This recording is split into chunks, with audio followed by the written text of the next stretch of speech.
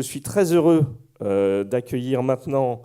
Pierre Bisseuil, qui est un espèce de rituel chez View chaque année aux Nouvelles Frontières, qui va nous présenter les dernières tendances de consommation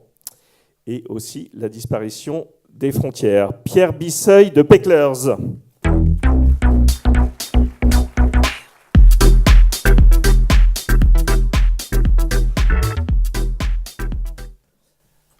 Ouais, bonjour à tous. Autre hybridation, c'est effectivement la collaboration entre Pecklers et Views, intéressante. L'agence de tendance complètement perchée et les pros du marketing digital. Donc nous, ce qu'on va amener, c'est un peu notre vue perchée. Essayer de vous raconter des histoires. Ce qui est intéressant, c'est que le parti pris de Pecklers en ce moment, c'est justement une réflexion autour des frontières. Notre point de vue, qui à l'époque du Brexit, de Trump, du repli identitaire dans beaucoup de pays en Europe, d'érection de murs un petit peu partout et de projets complètement dingues de frontiérisation du monde, excusez-moi, nous on dit non, au contraire, et on est dans cette logique d'hybridation avec notamment l'idée que est-ce qu'on n'est pas en train de voir toutes les frontières du monde ancien disparaître aujourd'hui. Première idée que vous voyez bien sûr depuis pas mal de temps sur les écrans, dans les médias, c'est cette idée de disparition des frontières du genre, bien sûr, évidemment, et non pas dans une réduction de la conception, de se dire, voilà, le genre c'est culturel, et donc on appartient à une culture de genre parce que notre éducation a fait qu'on est plus ou moins masculin, plus ou moins féminin. C'est quelque chose qui tente à être remis en question, notamment par les plus jeunes aujourd'hui, avec des idées, notamment qui étaient soulevées par le cabinet d'études JWT sur les jeunes, qui exprimaient cette non-appartenance et ce désir de ne pas être catégorisé dans le genre. Alors vous l'avez bien sûr dans la mode, vous l'avez dans les médias, vous avez un troisième genre, vous avez des réflexions sociétales très importantes en termes de loi, d'évolution de l'identité, et aussi au niveau culturel, avec notamment des artistes dans la musique notamment, qui essayent de se caractériser au-delà des genres, dans une idée de fusion, mais d'aller prendre les meilleures choses du masculin ou les meilleures choses du féminin pour créer autre chose. Et donc ça, c'est une expérience à la fois là, dans la musique, vous avez des expériences dans la mode. Ce qui est intéressant de voir, c'est qu'on n'est pas maintenant sans genre, on est sur l'élaboration de quatrième genre, de cinquième genre, autour de valeurs assez fortes qu'on va emprunter dans les deux genres. Autre idée qui est essentielle, c'est tout ce qui est les frontières culturelles, avec notamment ce qu'on a vu, je ne sais pas si vous avez vu ce petit film qui était organisé par Opodo, ce qui s'appelait le DNA Journey, qui était assez fantastique parce qu'on avait à la fois des gens qui étaient convoqués pour parler des stéréotypes de leur culture et qui ensuite passaient un test DNA. Et le test leur révélait que les cultures qu'ils détestaient le plus, alors vous aviez un Pakistanais qui disait qu'il détestait les Indiens, un Anglais qui ne supportait pas les Allemands, et en fait, quand on leur fait l'examen génétique, on s'apercevait qu'on appartient tous génétiquement à des cultures relativement différentes, que ça relativise énormément les choses, et tous étaient vraiment surpris et heureux de cette expérience qui abolit ces questions véritablement d'identité nationale, de repli identitaire. Chose encore plus importante, Break the Walls, qui est une campagne de la très décriée en ce moment marque cosmétique qui s'appelle She Moisture, qui réfléchit aujourd'hui à la question de la discrimination positive. Et vous savez que l'ultime frontière aujourd'hui, c'est cette frontière positive où on va essayer de valoriser les gens en fonction de leur soit de leur culture, soit de leur couleur de peau, soit de leurs problématiques spéciales,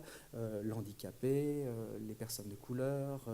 les femmes, et tout ça pour finalement resegmenter le monde d'une façon hyper prenante qui finalement met encore une fois les gens dans des ghettos avec une bonne intention. Et l'idée là, c'était de montrer que cette segmentation de discrimination positive, notamment pour les produits ethniques, dans la beauté, arriver à exclure les gens ethniques et les consommateurs de produits ethniques du secteur de la beauté en général. Autre explication aussi aux USA, quelque chose d'était vraiment édifiant,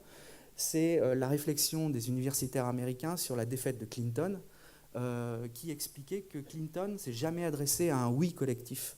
à une identité américaine,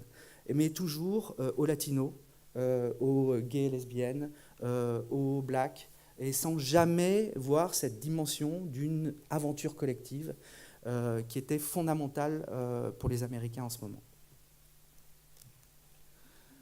Autre rupture de frontières, tout autour de la notion de vérité. Alors, hot topic en ce moment. Je ne sais pas si fake news, c'est aussi un mot que tu interdis aujourd'hui, mais on peut... donc, l'idée, c'est cette distanciation de plus en plus de la vérité, de la réalité, soit dans une dimension hyper émotionnelle, ce qui est fondamental pour vos métiers du marketing digital, avec une nouvelle vision de ce qu'est la vérité. Et là, ce qui est intéressant, c'est la rupture des frontières, notamment dans la mode, entre le photojournalisme, l'improvisation, le prix sur le vif, et les besoins d'une industrie qui est hyper formatée. Donc vous avez pour Dolce & Gabbana un photoreporter et non plus un photographe de mode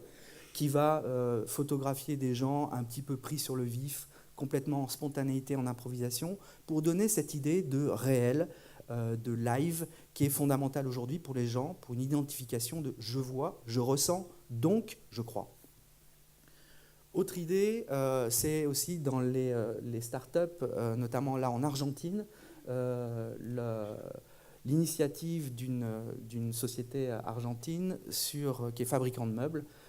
et qui voulait montrer l'élaboration du meuble en live pour dire aux gens, ben voilà, votre meuble, il est vraiment fait main. On travaille dessus avec des artisans toute la journée et vous pouvez accéder en live à cette vérité qu'on travaille fait main et sur mesure et pour vous.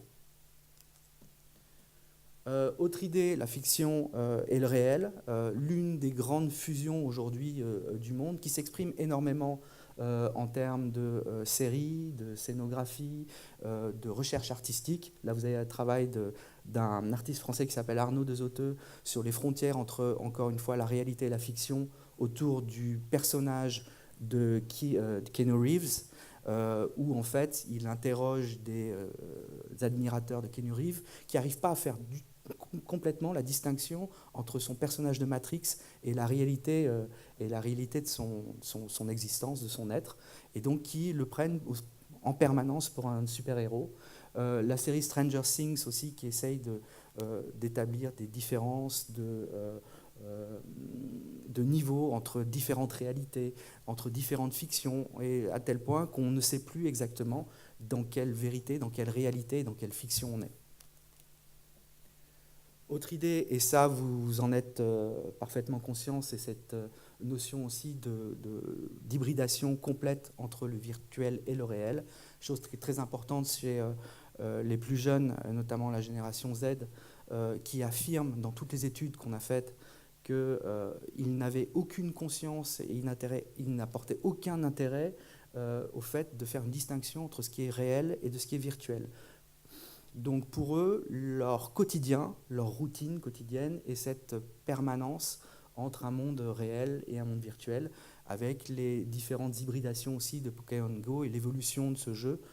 qui a bien sûr perdu un peu de régime, mais qui se réinvente en permanence sur cette non-distinction entre réel et virtuel, et qui fait aussi redécouvrir d'une certaine façon la vérité du réel. Autre sujet qui va être bien développé aujourd'hui, donc je vais être assez rapide, c'est sur cette non-distinction ou cette fusion aujourd'hui de plus en plus entre la question de la machine, de l'intelligence artificielle et de l'émotionnel, avec un rapprochement notamment dans des processus qu'on appelle les processus d'interdividuation, où l'homme se construit en même temps que la machine se construit, et dans l'échange ensemble, on construit de nouvelles réalités. Les chatbots qui sont des systèmes de plus en plus émotionnels justement pour répondre au plus près des besoins humains et de l'émotion et de la vérité humaine. L'idée aussi de toutes les intelligences de plus en plus créatives où on pensait que le dernier territoire de l'humain était la créativité et la création, et en fait on s'aperçoit que des machines déjà par des algorithmes arrivent à peindre du Rembrandt et à devenir directeur artistique de grandes agences de publicité, McCann notamment. Hop. Et dernière problématique, dernière fusion, dernière hybridation, dernière disparition de frontières, on en avait déjà parlé ensemble il y a 2 ans, je crois. C'est cette disparition entre la science, de la frontière entre la science et le côté onirique et poétique. Et de plus en plus, pour rapprocher la familiarité, la familiarisation avec la science, lui donner quelque chose de beaucoup plus doux, plus émotionnel, plus poétique, on va de plus en plus faire appel à des systèmes oniriques, à des systèmes hyper émotionnels, à des réalités immersives qui vont transporter les gens dans une forme de poésie qui rend cette science non plus dure, froide, agressive, mais de plus en plus proche et familière. Voilà ce que je voulais vous dire. Merci beaucoup et bonne journée, bonne matinée.